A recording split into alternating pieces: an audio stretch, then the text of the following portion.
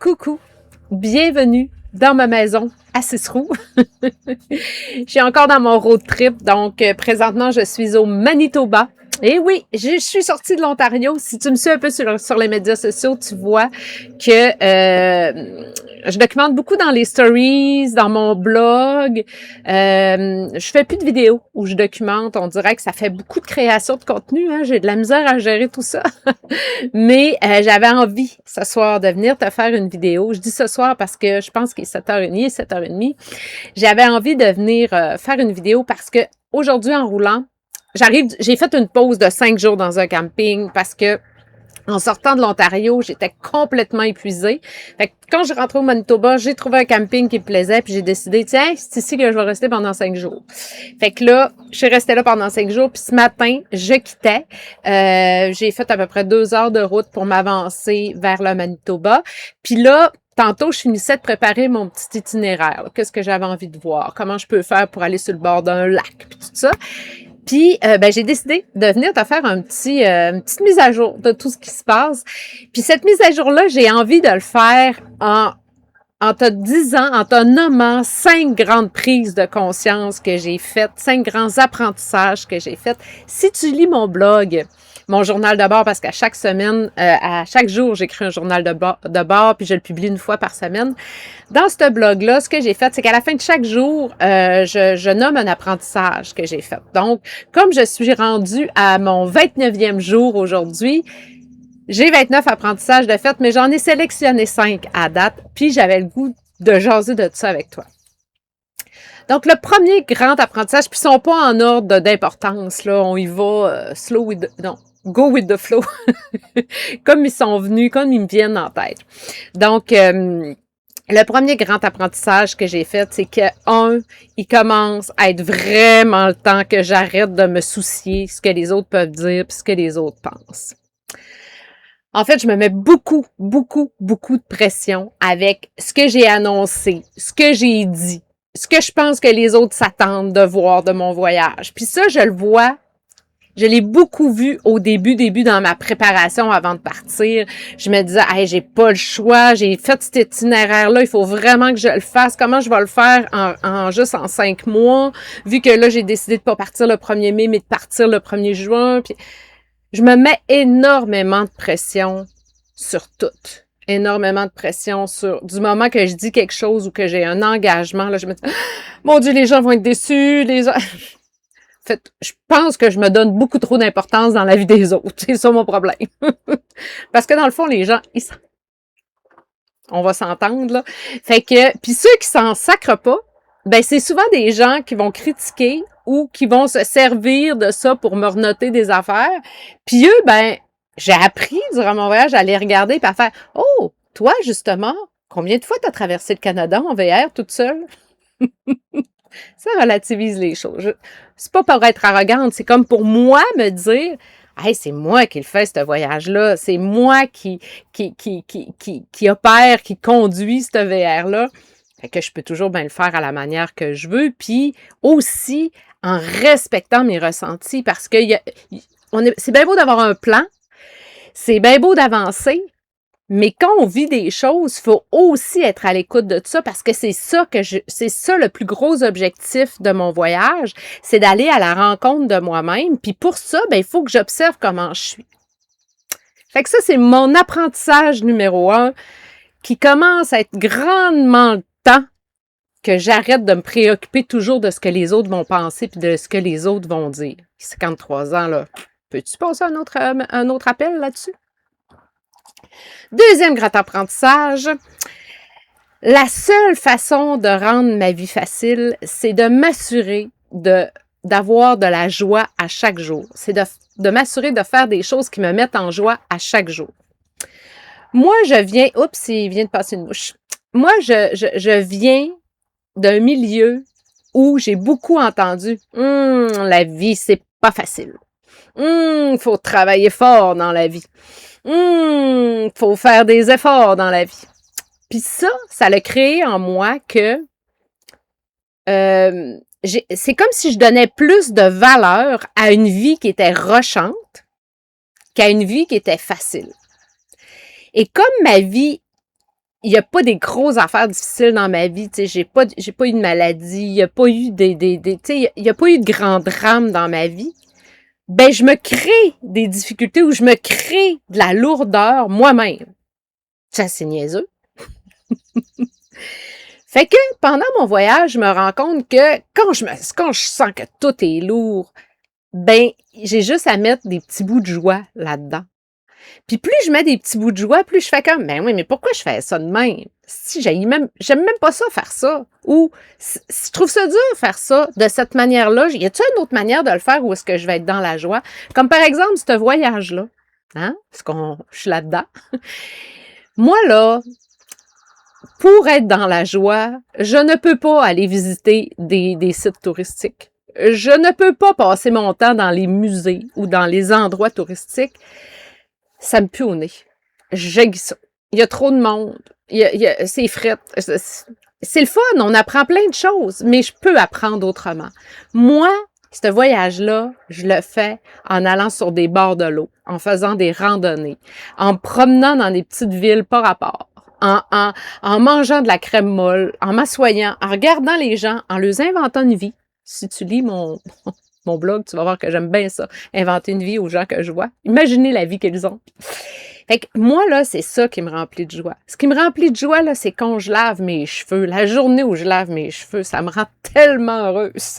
Parce que, comme je voyage beaucoup en autonomie, il faut que je fasse attention à mon eau. Fait que je peux pas me laver les cheveux à tous les 2 jours. Fait que j'en profite, là. Puis là, je suis heureuse, puis je suis contente. Quand je mets des beaux vêtements, tu sais, comme il y a des jours où j'ai besoin de mettre des beaux vêtements, même si je suis en camping. Quand je m'habille n'importe comment aussi, ça me fait plaisir de ne pas avoir à me soucier de quoi je peux avoir l'air. Et aujourd'hui, je me suis maquillée, là. Ben, ça faisait 29 jours que je ne m'étais pas maquillée. Puis, j'haïs pas ça. J'haïs pas ça. Mais, j'ai hâte de voir quand je vais retourner chez nous si je vais être capable d'être 29 jours sans être maquillée. Là, c'est sûr, c'est l'été, c'est facile, on est bronzé, c'est plus trippant, mais c'est ça. Quand je suis blême, l'hiver, pas maquillée, des fois, je me trouve pas hier belle. Fait que c'est ça. Le deuxième apprentissage, c'est que que m'assurer que ma vie, pour m'assurer que ma vie, voyons, je mets de la misère. Pour m'assurer que ma vie soit facile, je n'ai qu'à lui mettre à faire des choses qui me mettent en joie. Ou trouver des nouvelles manières de faire les choses pour m'assurer que je sois en joie. Ça, c'est mon deuxième apprentissage. Mon troisième apprentissage, c'est que pour éviter d'être frue, d'être insatisfaite, d'être aigrie, j'ai juste à tracer ma vie à ma façon. Puis ça aussi, c'est quelque chose que je me rends compte dans mon voyage. C'est sûr que quand les gens me demandent « T'as visité quoi? T'as fait quoi? Tu vas donc bien pas vite! » C'est leur façon à eux. Eux, ils vont le réaliser comme ils veulent, leur voyage, leur vie. Ils vont le faire comme ils veulent, leur chemin. Tout le monde a sa manière de créer son chemin. Quand tu vois une personne bien frue de l'arrêt, souvent on regarde comment elle tracé sa vie. Est-ce qu'elle tracée à son goût? Est-ce qu'elle a fait à son goût? Est-ce qu'elle s'est mise dans des situations où elle pouvait être satisfaite? C'est tout ça qu'il faut faire. Puis ça, c'est notre responsabilité. Donc, moi, ma responsabilité, c'est de faire en sorte que je trace mon chemin, je mets en place les choses pour être heureuse et de les faire à la façon que moi, ça me rend heureuse. Ça ne veut pas dire de me foutre de tout le monde puis de faire les choses. Non, c'est de m'entourer de gens qui sont bien là-dedans aussi. Puis, s'il y a des gens qui sont moins bien, bien de voir est-ce que je fais une concession pour cette personne-là? Est-ce que ça me demande trop d'efforts de transformer ce que j'aime pas dans cette situation-là? Puis comme moi, je suis une fille qui s'adapte assez bien, moi, je n'ai pas de misère avec grand-chose, mais à la longue, si je me suis adaptée beaucoup pour une personne ou pour une situation, maintenant, l'élastique pète, puis je suis tannée. Fait que quand je vais revenir de ce road trip dream-là, c'est plus facile à écrire qu'à dire, sache une chose, tu peux être assuré que les actions que je vais poser, les décisions que je vais prendre, ça va vraiment être en fonction de ce que j'ai envie et non pour plaire et non pour m'assurer d'être aimée par la personne avec qui je fais les choses. Puis je parle pas juste d'un amoureux, je parle de mon fils, je parle de ma famille, je parle de mes amis. Donc ça m'appartient à moi, c'est ma responsabilité. Quatrième, excuse, je regarde mes notes parce que j'en ai beaucoup d'apprentissage, je voulais juste en sélectionner 5. Quatrième, faut que j'apprenne à me sacrer une petite patience. Moi, dans la vie, je me mets beaucoup de pression. Ça, je l'ai répété, c'est correct, là. Mais j'ai une discipline. Je suis très disciplinée. Parce que si je suis pas disciplinée, ben, je serai pas fière de moi. Puis, je vais me laisser aller. Puis moi, j'ai envie d'être disciplinée pour être en forme, être en santé, pour avoir une discipline de vie saine, pour réaliser les actions que j'ai à réaliser, parce que dans la vie, j'ai des objectifs, puis ça prend une discipline. Parce qu'on va se le dire, la motivation, ça tombe pas du ciel, ça arrive quand on est dans l'action, puis qu'on a une discipline. Sauf que, ce que ça a créé chez moi, c'est que les jours où j'ai besoin d'un break, ou les jours où je vis beaucoup d'émotions, puis j'ai besoin d'un break, ben j'ai bien de la misère à me sacrer une petite patience. Ou je me sacre une petite patience, puis je vis énormément de culpabilité. J'ai besoin de me sacrer une petite patience et de me faire confiance que ça va revenir, que je vais me remettre en action parce que ça fait partie entièrement de moi. Mais j'ai besoin aussi d'avoir ces journées-là où c'est cool. J'ai besoin aussi de slacker. C'est pas grave si 2 matins de suite, je m'entraîne pas. C'est pas grave si pendant 3 jours, je vais pas prendre une marche d'1 heure comme je me suis dit que je faisais à tous les jours. Et ça, je l'apprends dans mon voyage. Parce qu'il n'y a pas de l'espace pour tout. Je roule beaucoup, je m'occupe du VR, je travaille. C'est pas la même chose que rester dans une maison. Être nomade, ça veut dire avoir des nouvelles actions à poser. Puis je me rends compte que j'ai comme voulu recréer ma vie de sédentaire dans une maison, mais comme nomade, puis ça ne fit pas toujours. Donc, quatrième apprentissage, me sacrer une petite patience. Cinquième apprentissage que je viens tout juste de faire, grâce à mes 2 amies Émilie, parce qu'on a échangé là-dessus. Le faire et l'être sont tout aussi importants l'un que l'autre. C'est l'équilibre entre les deux qui fait en sorte que tu es un humain épanoui. Moi, je suis beaucoup dans le faire. Moi, je me réalise beaucoup et je me détermine beaucoup par ce que je fais, par mes accomplissements, parce que je réussis. Par contre, ce que je vois au cours des dernières années, c'est que j'ai besoin d'être plus dans mon être, de prendre plus de temps, d'aller dans mon instinct, de prendre le temps de voir mes ressentis. Donc, plus exister juste en étant Cathy. Sauf que j'ai voulu pousser ça encore plus, me dire, tu sais, comme un peu une espèce de moine bouddhiste, là, de dire, moi, je suis un être. Sauf que ça me donne pas beaucoup de satisfaction, ça. Non, ça me nourrit pas beaucoup de juste être un être. Puis, depuis le début du voyage, j'essaie, tu sais, je me suis amené beaucoup de livres, ça parce que j'adore lire, mais encore là, je fais quelque chose. Je me suis dit, je vais m'amener aussi des mandalas, parce que pendant que je dessine, je fais quelque chose, mais je me rapproche plus de mon être, plus de mes ressentis, je médite plus, tout ça. Mais j'ai vraiment besoin d'être dans le faire. J'ai vraiment besoin de réaliser des choses. Et comme j'étais pognée entre les deux, là, tu sais, oui, mais il faut que je sois dans mon être. Ça me satisfaisait pas tant, ça me calmait. Puis là, c'est là que j'ai compris en jasant avec mes 2 amies Émilie que c'est l'équilibre entre les deux qui est important. Ce qu'on parle souvent de l'énergie féminine, l'énergie masculine, c'est ça. Hein? L'énergie masculine, c'est beaucoup le faire, la réalisation, être dans l'action. L'énergie féminine, c'est beaucoup être à l'intérieur de soi, écouter notre intuition, notre ressenti, donner du sens aux choses. Puis ça, énergie masculine, énergie féminine, c'est pas les femmes, les hommes. Tous les humains portent ça en dedans d'eux autres. Fait que moi, je ramène ça à ça. Il faut que j'aie un équilibre là-dedans. C'est ce que j'ai compris en jasant avec les filles, puis en faisant de l'introspection aussi. Donc voilà. Voici mes 5 grands apprentissages. Le premier, qui est temps que j'arrête de me préoccuper de ce que tout le monde pense puis de ce que tout le monde peut dire de moi. Numéro 2, la seule façon de rendre ma vie facile, c'est de me créer des moments de joie le plus souvent possible. Numéro 3, ma vie doit être tracée à ma façon. Sinon, je vais passer mon temps à être fru. Quatrième apprentissage, il faut que j'apprenne à me sacrer une petite patience.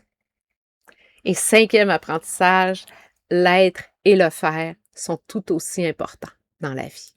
Ça prend juste l'équilibre. Tu vois pas comment je suis rendue zen? Hein? Zen, zen, zen!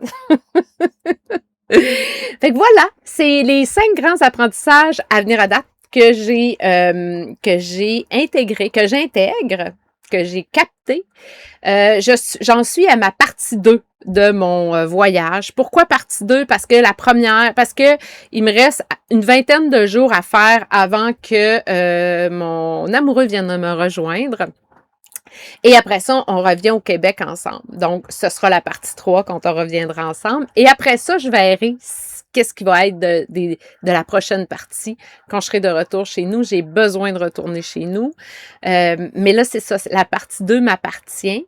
Je la fais complètement différente de la partie 1 où j'ai rushé énormément, mais j'étais en apprentissage. Donc, j'ai hâte de voir ce qui va s'en venir. J'ai hâte de voir comment ça va se passer. J'ai encore des petits relents de control freak, des petits relents. J'ai de dire ça. Des petits relents? Des petits bouts de control freak où est-ce que là, je veux planifier absolument, savoir où je vais coucher puis tout ça. Je me ramène. Je m'oblige à, on y va au jour le jour. L'important, c'est que le matin, je sache où je vais coucher. Puis si je suis capable mon objectif, ça serait comme, OK, je viens de finir une rando, où c'est que je couche à soir? Ça, j'aimerais bien ça, être capable de faire ça. On verra, je suis là pour apprendre. Donc, sur ce, je te remercie beaucoup de ton écoute. Je t'invite à me donner ton feedback de ce que tu penses de mes vidéos, de ce que tu penses de mon road trip. Qu'est-ce que ça fait monter en toi? Ça te donne-tu le goût, toi, d'aller à ta rencontre, de réaliser tes rêves? J'aimerais ça le savoir. Donc, tu peux venir sur mon Messenger. Tu peux venir. Ah non, je sais ce que je vais faire. Je vais te mettre la page de mon site internet où tu peux me contacter. Fait que tu as toutes mes coordonnées, mon Instagram, mon Facebook, mon numéro de téléphone pour m'envoyer des textos. Appelle-moi pas, je réponds pas au téléphone. Envoie-moi des textos. Puis mon courriel aussi. Donc, toutes les portes sont ouvertes pour que tu puisses venir te déposer, me faire un témoignage, me dire comment tu le sens. Puis ça me fait plaisir de jaser avec toi. Donc, sur ce, je te souhaite une splendide soirée. Prends soin de toi, prends soin de tes rêves. À tout bientôt. Bye bye.